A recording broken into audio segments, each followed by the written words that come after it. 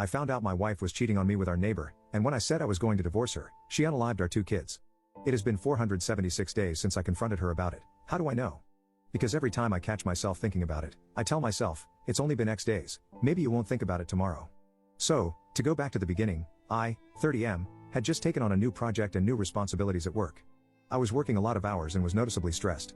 It was in May of 2015 that I noticed she, 29F, had added a password to her phone. When confronted about it, she told me it was because she was planning my Father's Day present and didn't want me to ruin the surprise. About a week later, she came to me and told me that she felt guilty keeping a big secret from me and said she was having our neighbor, 51M, a contractor, build a home office for me as my present. It struck me as odd because in our 6 years together, she has never said she felt guilty about anything and always insists that she never regrets anything in her life. Time goes on, her phone is still password protected, and things don't feel right. I see her using her phone and smiling to herself more and more often. However, when I ask her what she's doing, she says nothing and puts her phone away. So one morning, I wait for her to get in the shower and grab her phone before it requires the password. I go through her messages and find that she's texting the neighbor, "I'm all covered in frosting, you wanna lick it off?" There were no other messages to the neighbor, but I found out later that was because she had set up her phone to delete messages after a certain amount of time. I felt uncomfortable with it, but I knew she had a twisted sense of humor, and I thought she would never do anything to hurt me. More time goes by, and the neighbor is spending increasing amounts of time at our house, but the office is being completed at a slower pace. I can't help but worry that something isn't right, so I start checking her location using Google Timeline. It's at this point that I realize there are significant gaps in her GPS history because she was turning off her phone's GPS. Fast forward to July, and at this point, the paranoia is driving me nuts. So, I tell her that I need to install a new antivirus on her phone. While she has it unlocked for me, I install anti-theft software so I can remotely turn the GPS back on. I also set up AT&T message backup and restore so I can read all of her text messages from that point on my computer. The next day, my mother asks to spend time with my 2 kids, so my wife drops them off with her and has the day to herself. I watch my wife's activity from work as she spends the day trying to meet up with a neighbor, but is unsuccessful because he's busy with another job site. That night, we get the kids back from my mom's house, and we go out to dinner with a neighbor, his girlfriend, and his son. My wife and his girlfriend are having a good time, drinking, laughing, and just joking around. His girlfriend mentions that she would like to see a movie. I suggest it's a good idea, and I'll watch the kids so my wife and her can go. So, my wife and her friend go, and the neighbor and I go back to my house so the kids can play video games together. The kids are back in my son's room playing games, and the neighbor is sitting across from me on the other couch. It's at this point that my wife starts texting him. She's describing intimate acts she would like to perform with him, and he's reciprocating. They keep talking, trying to figure out when they can meet up and have intimacy, and they decide on Monday morning after I go to work. So, in my head, I had already planned to pretend to leave and circle back to catch them. But then they tell each other that they love each other, and it's taking all I have to not leap off the couch and sock him right there. However, I contain myself and continue reading the conversation unfolding in front of me. Then he tells her, "You're my girl now," to which she replies, "Always have been," ending with him writing, "and always will be."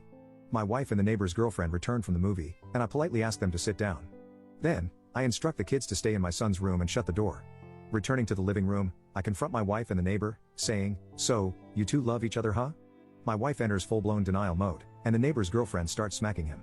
I ask if my wife has been texting him, she denies it. I then show her the text messages, and she admits to it, but claims it was the first time it had gone that far. Continuing, I ask if she has sent him pictures, she denies it. However, upon showing her pictures, she admits again, but insists it was the first time as well. Then I ask about intimacy, and she denies it.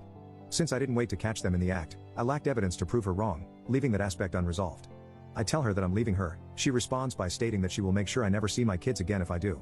She plans on using the fact that I attempted to delete myself in high school to prove me unfit to have the children. She continues, blaming me for being too busy with work and stressed out, asserting that she just wanted someone she could talk to. Then, she gives me an ultimatum to decide what I'm going to do, or she will decide for me. The neighbor's girlfriend starts defending the two of them, stating that it couldn't have been serious if they weren't having intimacy, and that my wife and I are too perfect together to let this break us up. The neighbors go home, and my wife and I argue for the rest of the night about what we are going to do. We go to bed separately, having not resolved anything. We keep going back and forth on the subject all weekend and finally settle on separating temporarily while we figure out what we want. I'm going to stay in the house, and she's going to take the kids and go to her mom's house.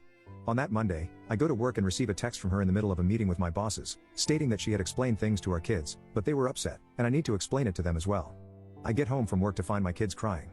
She had told them that mommy had to move out because dad was mad at her. When my son wanted to stay with me, she told him that he can't. My son put it together that if mommy has to move out because I'm mad at her, and he must move out as well, then I must have been mad at him too. My daughter was crying because my son was. I don't think she was old enough to understand what was happening. It was at that moment I realized she was going to drag the kids through hell if I left her, so I swallowed my feelings and begged her to stay. She agreed and insisted that I apologize to our neighbor since we were still going to need to hang out with them because our sons are good friends. I hated it, but I did it anyway. We still hang out with them from time to time, and they come to our various birthday and holiday parties. But I do anything for my kids, and I behave civilly every time. Things toned down for a while, but I still think about it constantly. I worry about how I can keep from making her so unhappy that she cheats on me again. Then, almost a year from the original incident, around Father's Day again, she sends him pictures again. She claims it was an accident and that she meant to send them to me instead. I don't fully believe her, but I move on anyway. Things have been quiet on that front for about 4 months now, but I still think about it constantly. This might sound stupid, but I feel like I have a part of my brain that I can't shut off, always thinking. I used to use that to solve programming problems, and it made me very good at my job. However, ever since this incident, the only thing it thinks about is her and him and whether I did the right thing. My job performance has suffered, and I feel like I haven't gotten sleep in months. I'm afraid that after this much time and the fact that I begged her back, saying that I want a divorce now would only make her more vindictive towards my children and me. I just feel like I have put myself so deep in a pit that I can never get back out. I haven't really talked to anyone about this. I didn't want to talk to my mom about it because I felt she would treat my wife differently, and I didn't need the two fighting any more than they already do. I tried talking to one friend about it, but his advice was to put my trust in God, which was not much solace for me as I'm an atheist. So, I have no clue what to do with my feelings or how to move on from this. Update 1. Hi everyone, Scaling Stories here. This is an excerpt from a news article on November 17, 2016 after OP decided to file for divorce. A Montgomery County mother was charged Friday with 2 counts of unalive after police say she admitted to unaliving her 2 young children. According to the probable cause affidavit, Brandy Worley told police that her husband was divorcing her and, "I did not want him taking them, so I bleeped them. I just wanted to unalive with them." She told the 911 operator, "I just bleeped myself and unalived my 2 children." She also admitted to unaliving them to a sheriff's deputy on the scene, according to Montgomery County Sheriff Mark Castile. Update 2. I guess the first question to answer is how am I doing, and to that, I would say I'm doing well. I have bad days, but I think that's to be expected. It's just important that I, or anyone going through something, continue to use the support of friends and family, as well as good coping skills, to not let myself be completely defeated on those bad days. I won't lie, I struggle to get back to where I am. For some time, I refused to sleep because of a combination of fear of what I would wake up to and nightmares about that night. For a while, I drank to sleep, but my family loved me enough to take it from me before it became a damaging and permanent habit. I was hospitalized because I did have thoughts of deleting myself due to missing my children so much. From that, I learned that you should never be ashamed of your mental health, and not seeking treatment will only make it worse, not better. We have all heard it, but if you or a loved one is struggling, seek immediate assistance. Your life is too important to throw away in a moment of weakness. By putting off treatment, I only caused everything else in my life to suffer. I lost my job and became reclusive in the house.